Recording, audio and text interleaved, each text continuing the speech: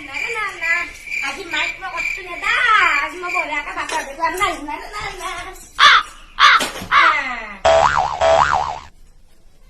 কষ্ট নেদাও আজি মই ৰঙালাও তৰকাৰী মই নিজে বনাম আজি মই ৰঙালাও তৰকাৰী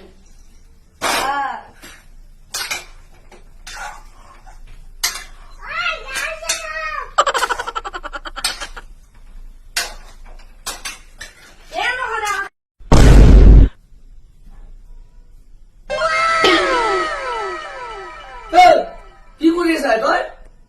তই কি বনাই আছা এইগিলাখান কি বনাইছা চাওঁ চাওঁ চাওঁ